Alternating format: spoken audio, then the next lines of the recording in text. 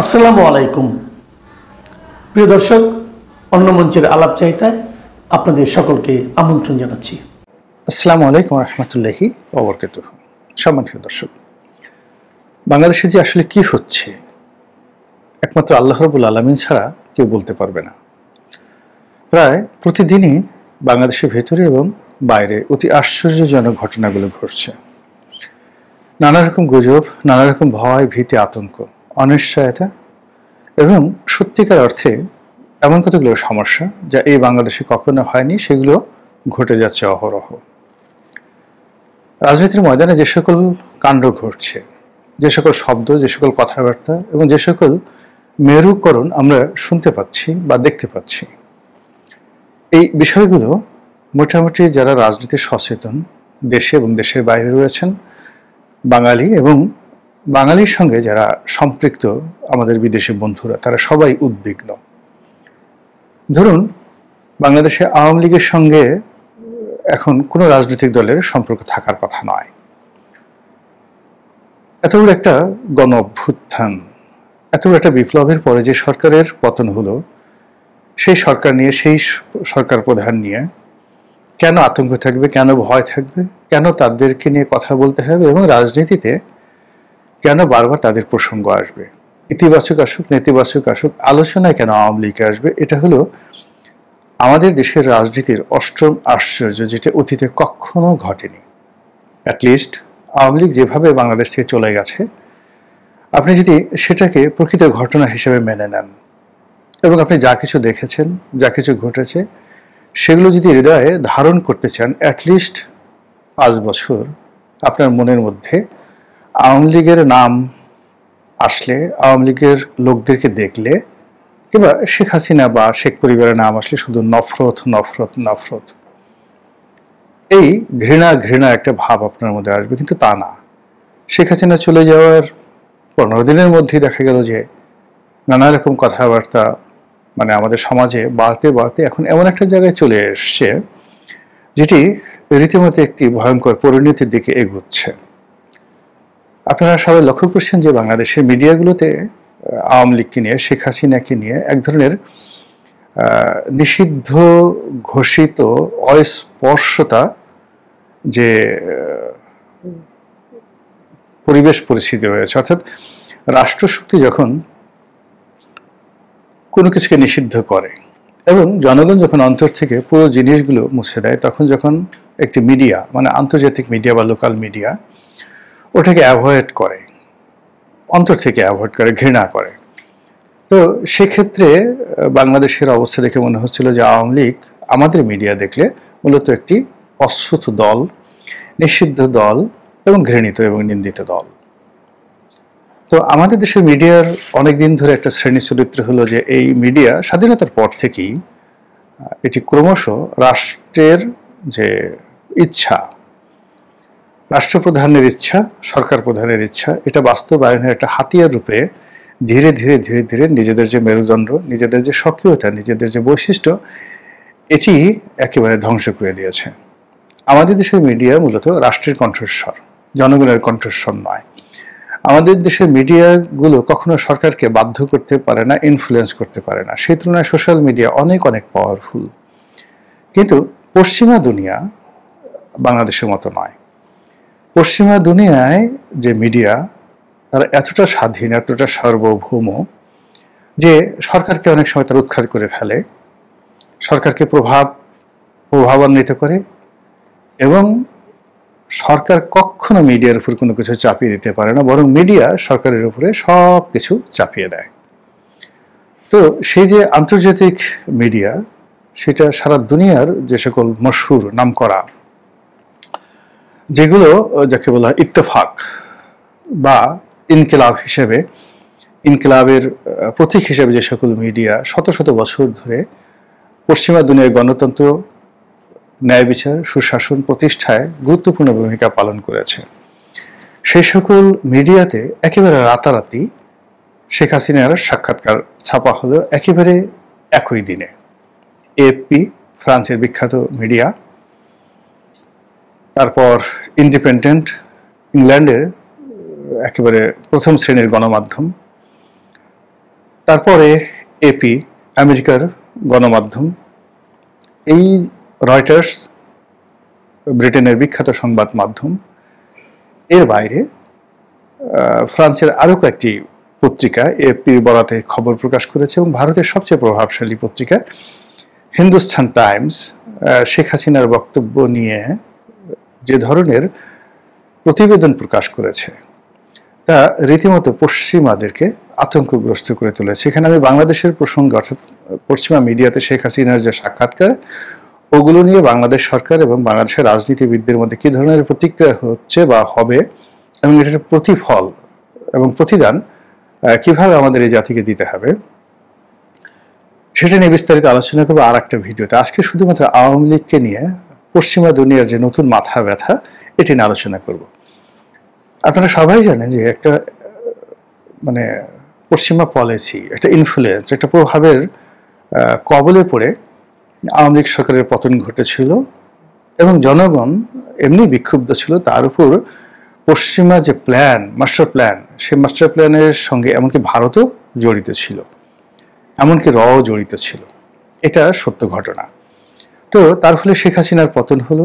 পতন হওয়ার পরে এখানে প্রথম দিকে আপনি দেখবেন যে শেখ হাসিনার পতনের প্রথম 60 ডেজ দিল্লি অনেকটা লয়াল ছিল। বাংলাদেশে যে ভারতের রাষ্ট্রদূত, সে যে কোনো বলে ডক্টর মোহাম্মদ ইউনূসের সাথে সম্পর্ক স্থাপন করতে চেয়েছিল, এবং ডক্টর মোহাম্মদ ইউনূসের সঙ্গে নরেন্দ্র মোদী, ভারতের পররাষ্ট্র সচিব, পররাষ্ট্রমন্ত্রী, তাদের যথেষ্ট সম্পর্ক হওয়ার রিজন ছিল। কিন্তু সেটি আফটার 60 ডেজ, 2 মাস পরে সেটি সম্পূর্ণ উল্টে যায়। এই গেল এক। অন্যদিকে আমেরিকা, জাতিসংঘ এবং ইউরোপীয় ইউনিয়ন এবং ন্যাটো, সঙ্গে তাদের মিত্র পাকিস্তান এবং আমেরিকার ঘোরতর শত্রু এমনকি চীন আনকন্ডিশনালি বর্তমান সরকারকে সাপোর্ট দিয়েছিল, এবং তাদের সঙ্গে কোনো কালে আওয়ামী লীগের সম্পর্ক ছিল, শেখ হাসিনার সাথে সম্পর্ক ছিল, এইরকম জিনিসটা তারা একেবারে বেমালুম ভুলে গিয়েছিল।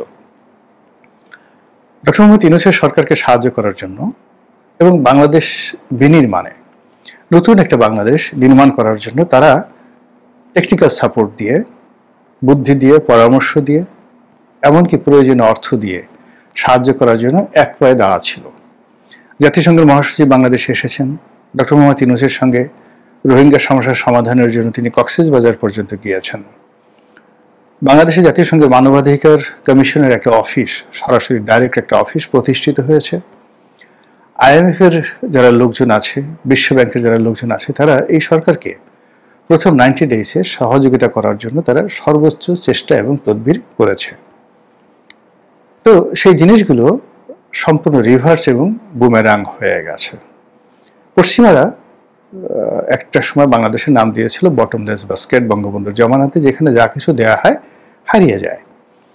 দুর্নীতির কারণে, অনিয়মের কারণে যে দুর্নাম এবং বদনাম 1973-তে ছিল, যে হেনরি কিসিঞ্জার তার বিখ্যাত বটমলেস বাস্কেট থিওরি বাংলাদেশ সম্পর্কে বলেছিলেন, সেটা এই বর্তমান জমানাতে এসে আরো ব্যাপক আকার ধারণ করেছে। এই গত 14 মাসে, মানে আজ থেকে 4-5 মাস আগে যে একটা রিপোর্ট বের হয়েছে, সেই রিপোর্টে দেখা গেল যে মানে 14 মাস থেকে যদি 4 মাস বাদ দেন তাহলে 10 মাস, সরকারের প্রথম 10 মাসে নতুন করে 6,000 কোটিপতি তৈরি হয়েছে, আর 30 লক্ষ লোক চাকরি হারিয়েছে। একমাত্র গার্মেন্টস সেক্টরে প্রায় 300 গার্মেন্টস ফ্যাক্টরি বন্ধ হয়ে গেছে।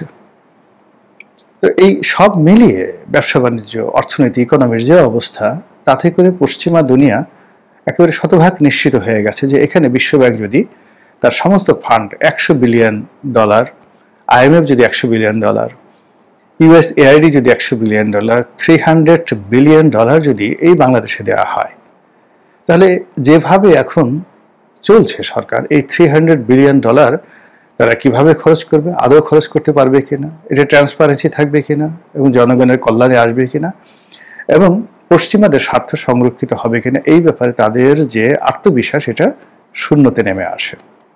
ফলে আপনি ডাটা নিয়ে দেখেন, এক্সপোর্ট প্রমোশন ব্যুরোর ডাটা, তারপরে আমাদের যে পরিকল্পনা কমিশন রয়েছে, সেই পরিকল্পনা কমিশনের ডাটা, সরকারের অন্যান্য যে সকল বিভাগ, বাংলাদেশ ব্যাংকের ডাটা, এক্সপোর্ট প্রমোশন ব্যুরোর ডাটা, সব ডাটাগুলো একত্র করে দেখেন যে গত 14 মাসে আমাদের দেশে সত্যিকার অর্থে বিদেশিদের, যেটাকে এফডিআই ডাইরেক্ট ফরেন ইনভেস্টমেন্ট বলা হয়, সেটা কত আসছে। লোকাল যারা উদ্যোক্তা তারা নিজেদের টাকা এবং ব্যাংকের টাকা মিলিয়ে কয়টা শিল্প কলকারখানা তৈরি করেছে, এবং বিদেশি দাতা সংস্থাগুলো গ্র্যান্ট আকারে, দান আকারে কতটি টাকা দিয়েছে। এবং যে তথ্য আপনি পাবেন, আটকে ওঠার মতো স্বাধীনতার পরে এইরকম দুর্ভাগ্যজনক পরিস্থিতি আমাদের কখনো তৈরি হয়নি। ফলে এই সরকারকে সাহায্য করার জন্য যাদের উৎসাহ ছিল, উদ্দীপনা ছিল, আর আওয়ামী লীগকে পতন ঘটানোর জন্য যে যাকে বলে উল্লাস ছিল, পুরো জিনিসটা এখন বুমেরাং হয়ে গেছে। এরকম যখন একটা হতাশা চলছে, ঠিক সেই সময়টাতে পশ্চিমা গণমাধ্যম আওয়ামী লীগকে প্রমোট করছে। শেখ হাসিনাকে প্রমোট করা মানে আওয়ামী লীগকে প্রমোট করা। যে আওয়ামী লীগ বাংলাদেশে নিষিদ্ধ, তাদের কার্যক্রম নিষিদ্ধ, সে আওয়ামী লীগের নির্বাচন নিয়ে, সে আওয়ামী লীগের ভোটার নিয়ে, সেই আওয়ামী লীগের সভানেত্রী নিয়ে, সে আওয়ামী লীগের রাজনৈতিক পরিকল্পনা নিয়ে বিশ্বের তাবৎ বড় বড় মিডিয়াগুলো বলতে গেলে সিন্ডিকেট করে যে ধরনের প্রতিবেদন, যে ধরনের রিপোর্ট তারা ছাপাচ্ছে, এটি পশ্চিমা দুনিয়াকে রীতিমতো অস্থির করে তুলেছে। যারা বাংলাদেশের জন্য বিলিয়ন বিলিয়ন ডলার নিয়ে বসেছিল, বা শেখ হাসিনা সরকার পতনের জন্য যারা হাজার হাজার কোটি টাকা, একমাত্র ডোনাল্ড ট্রাম্পই স্বীকার করেছেন অলমোস্ট কত 49 million dollar. Can you imagine 49 million dollar, প্রায় 6,000 কোটি টাকার মতো। তো সেই 49 মিলিয়ন ডলার একমাত্র আমেরিকা খরচ করেছে, তাহলে অন্যান্য দেশগুলো কত খরচ করেছে? এবং এটা হলো আমেরিকা সরকারের হিসাব, বেসরকারি হিসাব আরো অনেক অনেক বেশি। এই যে জর্জ সরোজের কথা বলা হচ্ছে, কি গ্যাং গুং আছে বাংলাদেশে, অমুক গ্যাং তমুক গ্যাং, আমরা এখন নাম শুনছি। সব মিলিয়ে যদি শেখ হাসিনা সরকারের পেছনে মানে $1 বিলিয়ন মানে 12,000 কোটি টাকা, যদি $5 বিলিয়ন 60,000 কোটি টাকা খরচ হয়ে থাকে, এটি আশ্চর্য হওয়ার মতো কিছু নয়। এই কাজগুলো যারা করেছে তাদের রীতিমতো মাথায় হাত পড়েছে। এর কারণ হলো পশ্চিমা মিডিয়াগুলো যখন এই যে নিউজগুলো ছাপাচ্ছে, এখন দুটো কারণে ছাপানো হতে পারে। সেটি হলো পশ্চিমা দুনিয়ার যে অর্থ, এই অর্থটাকে সবসময় পাবলিক মানি মনে করা হয়। সরকারের অর্থ, বেসরকারি অর্থ, এমনকি বিল গেটসের অর্থ, ইলন মাস্কের অর্থ, এটাকেও পশ্চিমা মিডিয়া বা পশ্চিমা দুনিয়া এটাকে পাবলিক মানি মনে করে, জনগণের মানি মনে করে। এর কারণে প্রায় সবগুলো কোম্পানি তাদের যে অর্থ, এটা বিরাট অংশ তারা আসে শেয়ার মার্কেট থেকে, যেখানে জনগণের ইনভেস্টমেন্ট থাকে।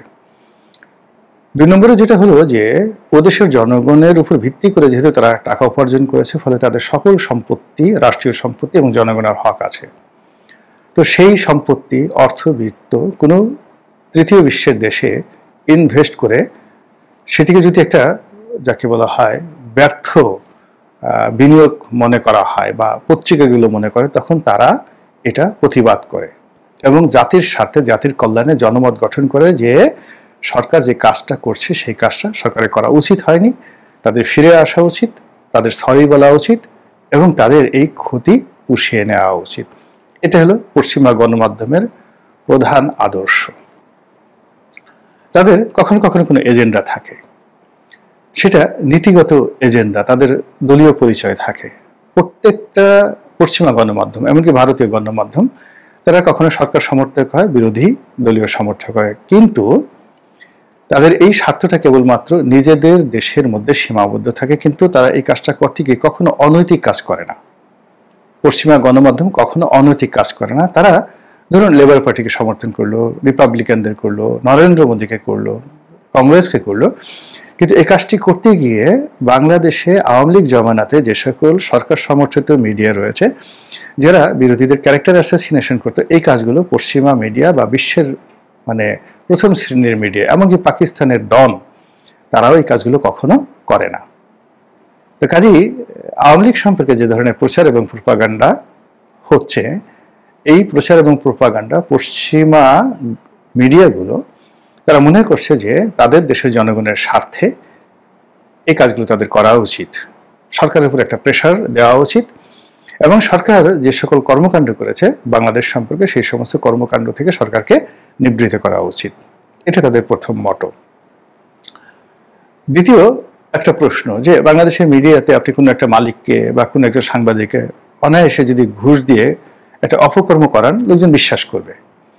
আমাদের দেশে একেবারে মানে দুধ ভাত খায় না, পান্তা ভাত খায় না, ডাল ভাত খায় না, কাঁচামরিচ খায় না, পেঁয়াজ খায় না, এরকম লোক যেভাবে খুঁজে পাবেন না, তদ্রূপ ঘুষ দুর্নীতিতে আকৃষ্ট হবে না এরকম লোকের সংখ্যা একেবারেই কম।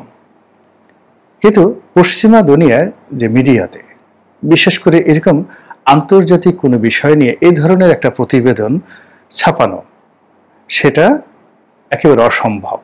অর্থ দ্বারা, বিত্ত দ্বারা ওদের স্থানীয়ভাবে কোনো কিছু করা সম্ভব, কিন্তু এরকম একটা আন্তর্জাতিক বিষয় নিয়ে এখানে অর্থের লেনদেন, এটা একেবারে অসম্ভব একটা বিষয়। কাজেই আন্তর্জাতিক গণমাধ্যমে এই যে আওয়ামী লীগকে নিয়ে যে একেবারে ঝড়ের গতিতে রীতিমতো মনে হলো যে একই সঙ্গে সুনামি হলো, একই সঙ্গে ঘূর্ণিঝড় হলো, মরুঝড়, সাইমুম হলো। এবং এরকম ঘটনা আমি আমার সাংবাদিক জীবনে ৮৬ থেকে এ পর্যন্ত, আমি আমার রাজনৈতিক জীবনে এবং আমি আমার ব্যক্তিগত জীবনে যতটুকু স্মরণ করতে পারি, সেটা প্রায় ৫০ বছরের স্মৃতি আমি একেবারে মুখস্থ আমার স্মরণ করতে পারি। কখনো এরকম দেখিনি কোনো আউটস্টেট, উচ্ছেদ হয়ে যাওয়া একটি সরকার প্রধান অথবা দলীয় প্রধান, যে কিনা অন্য একটা দেশে অ্যাসাইলাম নিয়েছেন, আশ্রয় নিয়েছেন, তাকে নিয়ে একই সঙ্গে বিশ্বের ৫ থেকে ৬টি একেবারে প্রথম সারির আন্তর্জাতিকভাবে প্রভাবশালী, শুধু দেশের মধ্যে নয়, ইন্ডিপেন্ডেন্ট পত্রিকা শুধুমাত্র ইংল্যান্ডে নয়, সারা দুনিয়াতে প্রভাবশালী। তো এরকম এপি, ইন্ডিপেন্ডেন্ট, এপি, তারপরে রয়টার্স, হিন্দুস্তান টাইমস, এই সমস্ত পত্রিকাতে, এই সমস্ত সংবাদ মাধ্যমে, এ সকল গণমাধ্যমে আওয়ামী লীগকে নিয়ে যে সকল কথাবার্তা বলা হচ্ছে, যে ধরনের প্রতিবেদন ছাপা হচ্ছে এবং যেভাবে আওয়ামী লীগকে শো আপ করা হচ্ছে, এতে করে পশ্চিমা দুনিয়াতে যারা এই ডিপ স্টেট পলিসি, বাংলাদেশ সংক্রান্ত ডিপ স্টেট পলিসির সঙ্গে যারা জড়িত ছিল, তাদের সবার মাথার উপরে রীতিমতো বজ্রপাত।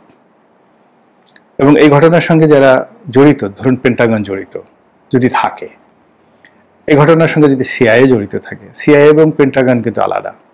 আর একটা হলো ইস্টার্ন কমান্ড, প্যাসিফিক কমান্ড আমেরিকার, তারা জড়িত থাকে। এই ঘটনার সাথে যদি জড়িত থাকে, এই ঘটনার সাথে যদি MI6 জড়িত থাকে ব্রিটেনের, এই ঘটনার সাথে যদি ফ্রান্স জড়িত থাকে, ইউ জড়িত থাকে, জাতিসংঘ জড়িত থাকে, এই যে গণমাধ্যমে যে খবরগুলো আসছে, এটা কিন্তু একের পর এক ঘটতে থাকবে। এবং যারা এই বাংলাদেশের ক্ষমতার পট পরিবর্তনের সাথে জড়িত ছিল এবং যারা এই বর্তমান সরকারকে প্রমোট করার জন্য গত 14 মাস ধরে চেষ্টা করেছে, তদবির করেছে, তাদের সবার উপরে রীতিমতো গজব আকারে এই পত্রপত্রিকা রিপোর্টগুলো আপতিত হয়েছে এবং আগামীতে আরো হবে। মহান আল্লাহ আমাদের সবাইকে হেদায়েত দান করুন এবং হেফাজত করুন। আসসালামু আলাইকুম ওয়া রাহমাতুল্লাহি ওয়া বারাকাতুহু।